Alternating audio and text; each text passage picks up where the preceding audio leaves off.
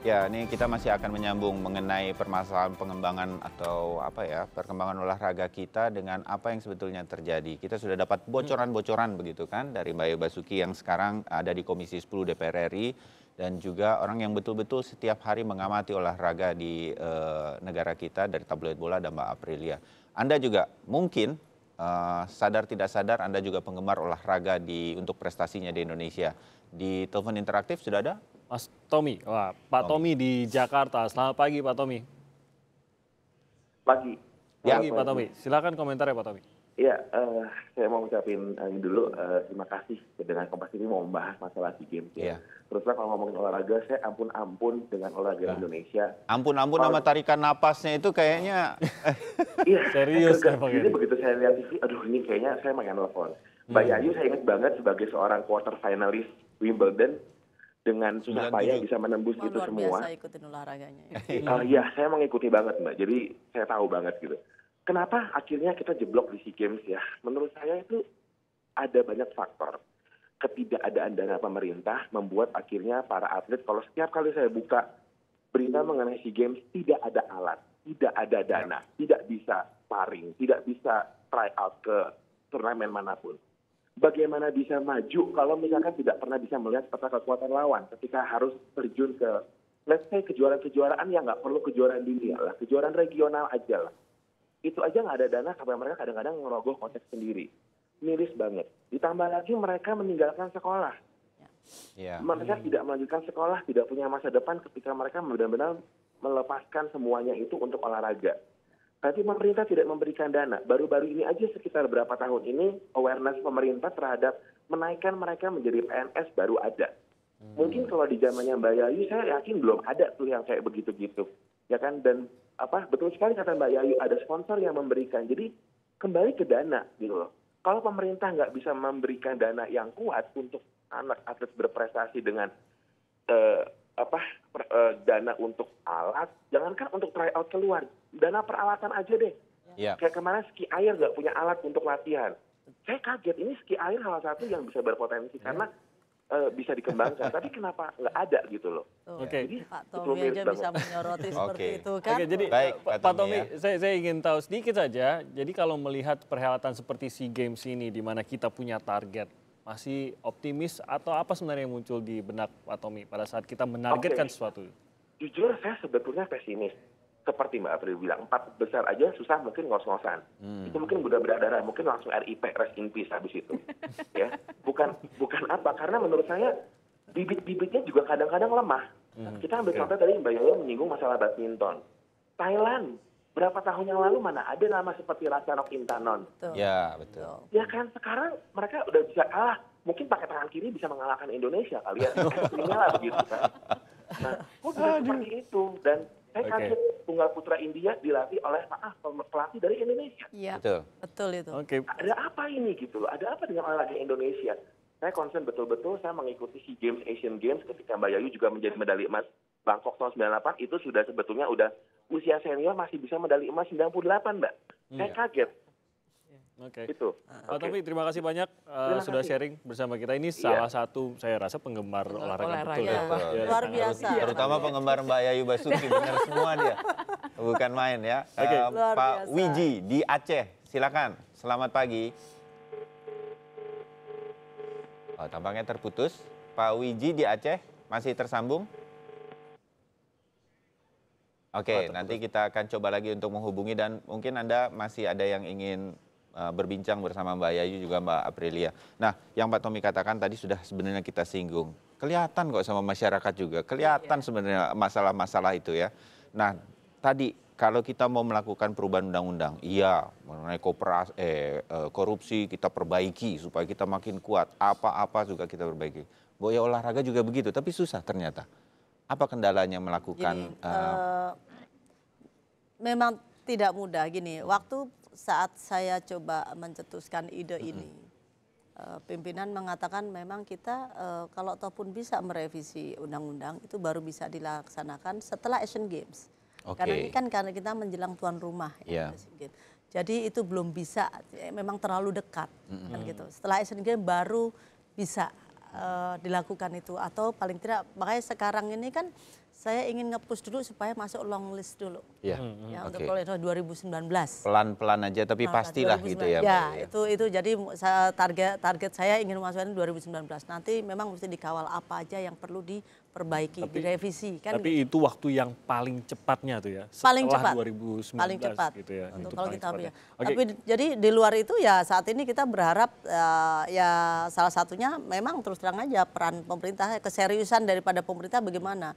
Nah, ini mudah-mudahan karena kita ini ibaratnya akan menjadi tuan rumah Ya. Ya. perhelatan besar seperti Asian Games loh, bukan Ya. SEA Games, ini Asia. Ya. Ya. Di 2018. Mudah-mudahan di situ paling tidak nanti ada keseriusan dan betul-betul dipersiapkan. Tidak hanya menjadi tuan rumah sebagai penyelenggara yang baik, tapi juga prestasi harus disiapkan. Betul. Dan juga dari sisi apa, dampak dari untuk masyarakat sekitar, Ya. faktor ekonomi juga. Betul, Ya, betul. itu Untuk juga kalau perhelatan bisa. sebesar itu ya. Ya. Iya. Pak Gitu. Wiji. Nanti kita singgung dikit-dikit ya. Asian Iya. Games, Mbak, persiapan Asian Games, Mbak Aprilia udah senyum-senyum aja. Saya ke Pak Wiji dulu ya, kita tim sudah ya. tersambung kita. Di Pak Wiji. Aceh. Selamat pagi. Selamat pagi Pak Wiji. Silakan Pak Wiji komentar ya. Selamat pagi, Kompas TV. Pagi Ya. Pak Wiji. Begini, saya menanggapi bicara-bicara dengan game ini. Saya optimis sekali bahwa Indonesia itu jangan hanya menargetkan 4 besar. Kalau bisa number one, kan begitu. Number one ya. Oke. Number one kalau bisa. Dengan kita sini harus pesimis kita. Apa yang kita pernah dari bibit-bibit olahraga kita di daerah-daerah itu bagus. Apalagi mental kita kan mental juara Indonesia ini. Jangan sampai kalah dengan negara-negara lain. Penduduk kita 200 juta, kan? Harus kita sangat pesimis kalau kita menjadi number one, kan gitu. Jadi semua cabang-cabang olahraga, zamannya Mbak Yayu, tenisnya disegani di istilahnya macan Asia, apalagi cabang-cabang yang lain, bulu tangkis dan lain sepak bola. Dulu paling kita disegani dan ditakuti. Jadi kita berharap mudah-mudahan kita berdoa aja. Baik. Semoga kemajuan olahraga kita tetap berjaya di Asia maupun di dunia, kan gitu. Baik. Kita harus pesimis. Baik, terima kasih Pak Wiji di Aceh ya. Ini menarik sih ya, menggambarkan dua sisi dari masyarakat Indonesia. Satu memang realistis menggambarkan kekhawatiran mereka, tapi di sisi lain semuanya menginginkan benar kita bisa berprestasi begitu. Kita lihat pada saat kita bertanding misalkan di Champions Cup Asia gitu ya, under 19 dan lain, timnas kita betapa besar dukungan terhadap mereka. Ini menggambarkan keinginan seperti Pak Wiji tadi, bisa lah Indonesia itu. Dari 260 juta Masa jiwa, nggak ada yang kita proyek, nggak masa nggak ada ada sih kan? gitu ya. Nggak mungkin.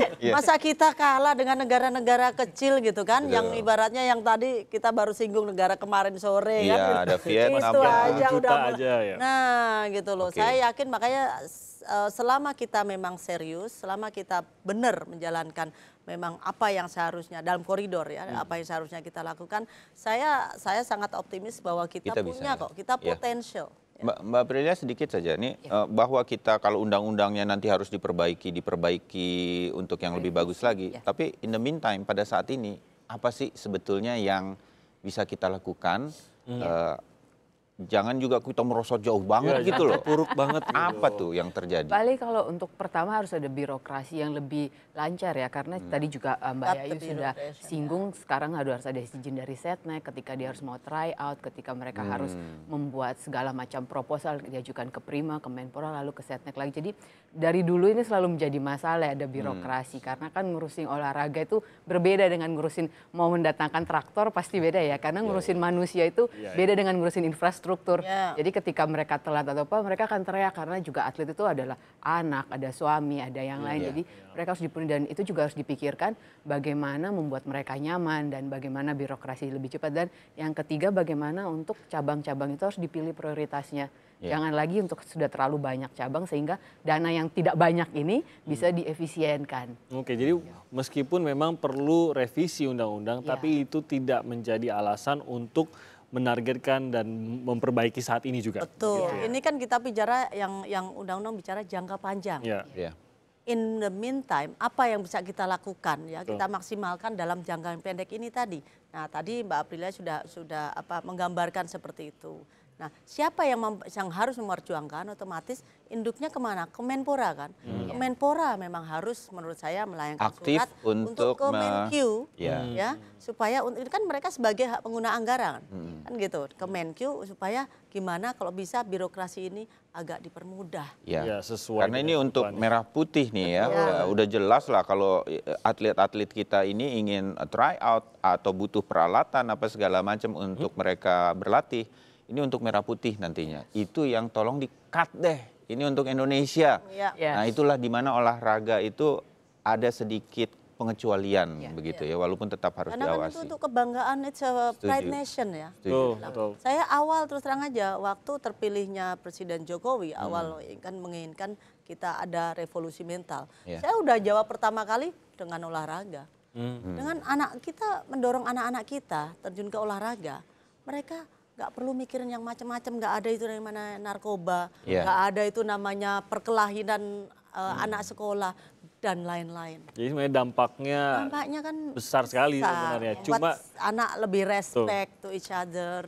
Jadi punya rasa sportivitas kan gitu. Ya. ini soft skill yang terlatih melalui olahraga, tapi itu tidak langsung terlihat. Jadi sehingga seakan-akan tidak terasa manfaatnya. Padahal Saya ada ingin begitu memperjuangkan itu kan terus terang aja itu supaya dimasukkan ke kurikulum. Saya juga ngejar sebetulnya ke Kemendikbud Ya. supaya ada kurikulum khusus Oke. buat olahraga. Oke, tapi- itu untuk apa? Itu jangka panjang semua. Tapi Saya kan yakin. belum ada yang belum ada yang terlaksana. Saya Kita, kan kembali kita lagi mengerti itu apa? geregetannya Mbak ya. Iya, saya kan juga aduh. Kalau anak-anaknya tidak main bola, mana kita tahu dia jago main bola atau enggak Betul. gitu. Kan. Jadi dibiarkan Dan kita bermain. sudah Betul. melihat betul bagaimana bola basket begitu berkembang di Amerika Serikat. Karena kalau jago basket bisa diterima di perguruan tinggi apa segala macam. Ya. 90% dia main bola basket, 10% dia tetap belajar kan begitu. Nah, hal-hal kayak begitu belum dikurikulumkan Indonesia. Padahal contoh-contohnya sudah ada. Itu yang betul. gergetan-gergetan kita ini. Mudah-mudahan kita simpan dan mudah-mudahan didengarkan. Kalau masyarakat kita sudah mendengar tadi dan banyak yang menelpon, mohon maaf waktunya tidak cukup, gergetan itu sama. Jadi pasti kita dukung. Mbak Yayu, jangan patah semangat. Siap. Gitu ya, kita dukung terus. Seperti Siap. kita terus mendukung. Coba ada yang bisa ngalahin nggak? Begitulah ya Mbak Aprilia ya. Petenis Indonesia nih dari tahun berapa tuh, tahun 90-an. Peringkat 19 dunia. Ada nggak yang bisa ngalahin Yayu 20 Basuki? besar Jadi dunia. saya duduk di sebelah living legend itu. Foto terus kita nih barusan ini. Tadi sudah foto, nanti foto lagi ya. Nanti foto lagi. Oke, terima kasih banyak Mbak Mbak Ayu, Aprilia, Mbak terima Aprilia. kasih banyak. Terima kasih. Jangan patah semangat juga untuk terus memberikan kritik membangun untuk dunia olahraga kita. Selalu. Untuk dalam Oke. olahraga kita selalu ingin yang terbaik. Pasti. Setuju, Buat setuju. Indonesia. Mbak Ayu. Terima kasih banyak atas waktunya pagi hari ini bersama Sapa Indonesia.